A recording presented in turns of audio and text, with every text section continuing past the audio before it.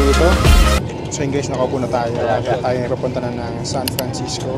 So 12:30 alis yung aeroplano. Meron pala ako mga na-meet na mga Pinoy dito. May mga Pinoy. Saan po kayo, sir? Sorry, what? So you're local here, sir? Yeah. I was born here.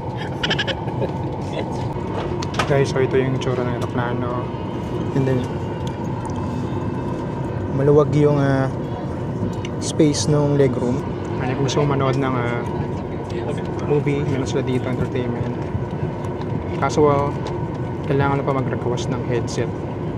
Pero pwede naman pwede naman gumamit ng Bluetooth kung may talagang headset. So yun guys, magkita-kita tayo sa San Francisco. 66 over to San Francisco. We're showing an hour 41 minutes once we get off the ground. They do have a little bit of flow control going in there. Even when the seatbelt sign is off. Please take a moment to look around in order to familiarize yourself with the aircraft. This Boeing 737. Guys, finally we are now in San Francisco Airport. So pakita ko sa inyo yung tsura ng airport.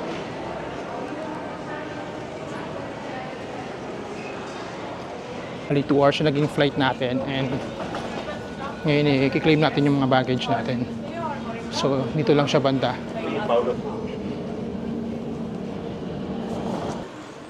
Baggage claim diretso pa. Ito yung mahabang lakarin eh. Gates pala yun.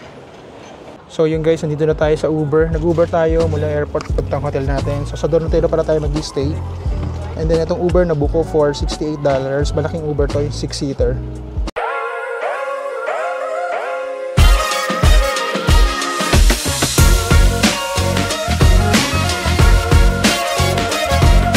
Okay, so nandito na tayo sa San Francisco. Bigyan ko kayo ng room tour. So by the way, itong room pala is executive. Nabook namin to via Airbnb. Pasok, meron siyang cabinet, may safety deposit box, and may mga hangers, planchahan, and then may mga extra pillows and comforter. And this room comes with a king size bed. Then may mga lamp sa side niya. Then meron din dito working area. So kung gusto mo magtrabaho, meron din siyang phone. Scan me. Just in case na kailangan mong tumawag sa baba. This room comes with flat screen TV. And then may mga extra drawers. Meron siyang mini kitchen dito. So may mga cabinets. And mga extra glass. Meron ding microwave. So kung gusto mo mag-init ng pagkain. May coffee maker. Ano yung libre niya dito? Ito, merong dito, free coffee. Wala nga lang free water. And then meron siyang mga utensils. So para siyang condo style. Ayan. And then ito yung ref niya. Gumagana na ba? Bukas na. Ang ganda ng ref Parang social So meron din siyang ganito, yung kapag naghuhugas ka ng mga plato, automatic na siya. Then may sink. And then this room also has a sofa. Yan, may center table. And then may mga malalaking lamp sa side. Let's check the toilet and shower area. So pagpasok pa lang, makikita nyo na malinis siya. May hand soap, body lotion. May mirror siya dito. Malaki yung mirror niya. Yung sink niya, malaki din, malinis. And then meron siyang extra towel sa baba. Ito yung toilet niya. Wala nga lang bidet, so hindi ko pwede mag-inerte. Yan, ito yung kanyang shower area. May mga free na siyang body wash, conditioner, and shampoo. So ayan. So nandito tayo guys, dito tayo bumili ng ticket para sa cable car. So pinili para natin is itong 1-day pass na ang halaga niya is $15. So 1-day pass unlimited cable car.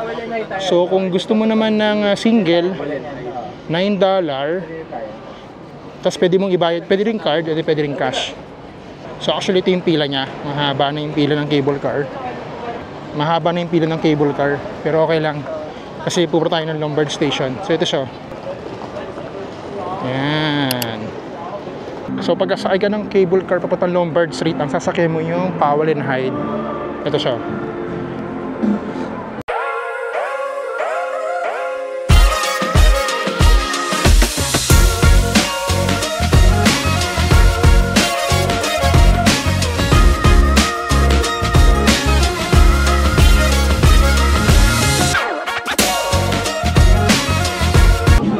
Ayan guys, dito tayo sa may labas. Ayan, ito yung view.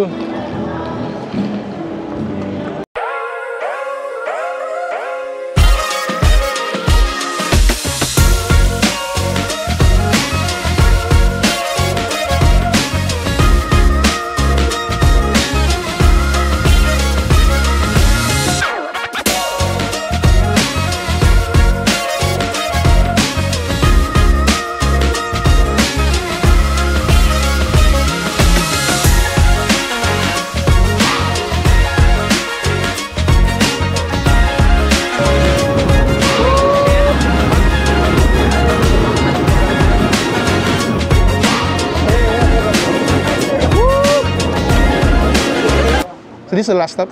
Yeah. Fishersman? Where's the Lombard Street, sir? We passed out when I said Lombard. Okay lang, yan na. So dapat bababa kami ng Lombard Street and then papunta dito sa Fisherman's Wharf. Kaso nangyari, hindi namin narinig. Kaya dumiretso na kami rito sa Fisherman's Wharf. Tingnan nyo yun, no? Ayun, estaso. May lumilipad dun, no? Ka-brother.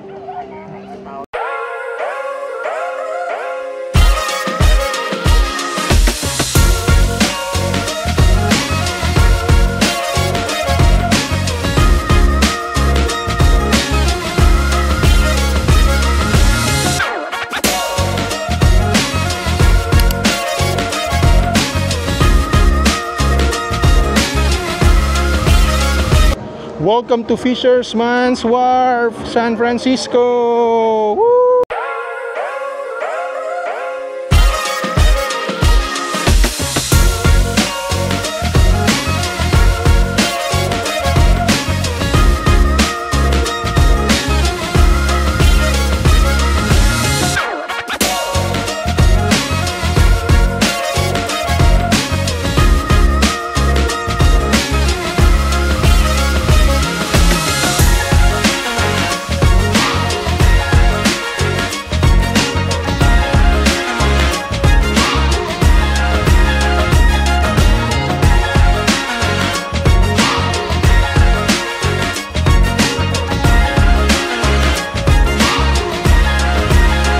Pier 39.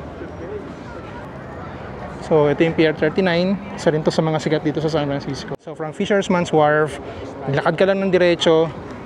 Tapos makikita mo na itong Pier 39. So di ba, sakay ka lang ng cable car.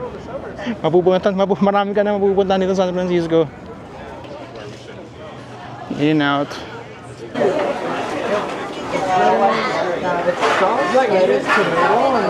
So mahuhubos ko na yung double burger na in-order ko. Hindi ko na nakuhanan kasi nakatayo ako kanina, ang dami talagang tao talaga, guys. So ang in-order pala natin is a double with onion. May kasama ng fries, tapos may kasama na rin siyang medium soft drinks. Kakaibang mayonnaise. So wala, di kasi makaupo kasi ang dami talagang tao. Meron siyang bits ng jalapeno, pre. Ito yung fries sila. So pumila pa kami galing sa labas. So ganito pala dito. Tama nga pala talaga yung sa research. Masarap yung burger pero kailangan mo talagang tiyagain yung pila. Pagka order ka pala, bibigyan ka nila ng baso, ng cup. Ikaw na kukuha ng drinks mo. So nasa iyo na lang kung magiging honest ka. So dito tayo sa Ghirardelli chocolate. So malaki pala itong Ghirardelli, guys. Ang daming mga stores. Ang daming mga restaurants, may souvenirs, may bar, at kahit saan dito may pwesto ng Ghirardelli chocolate. Dito tayo, pwede mo po.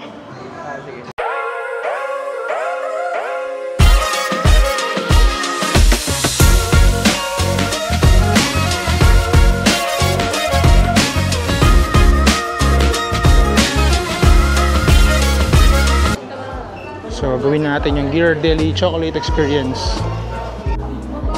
So, yun yung price ng mga ano. Mahal din pala, no?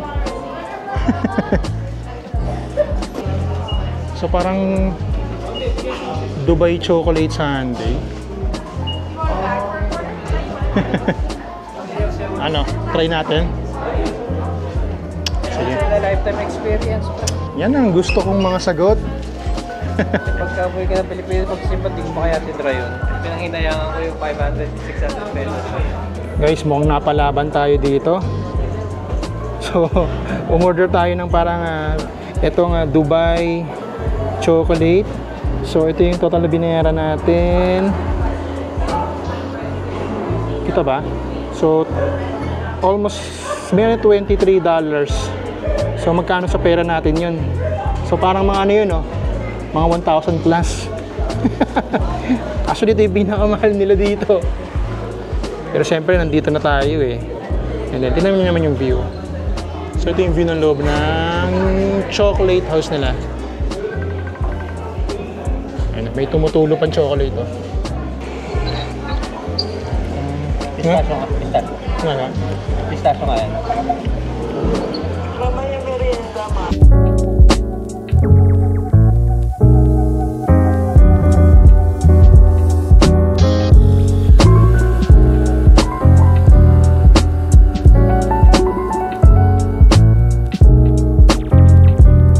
For $4.20.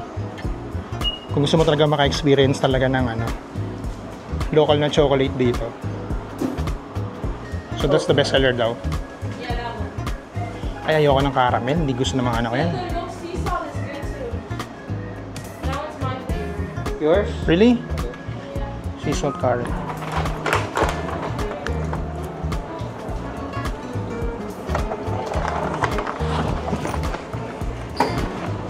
Mura lang naman eh. 25 cents lang yung paper bag eh. Thank you.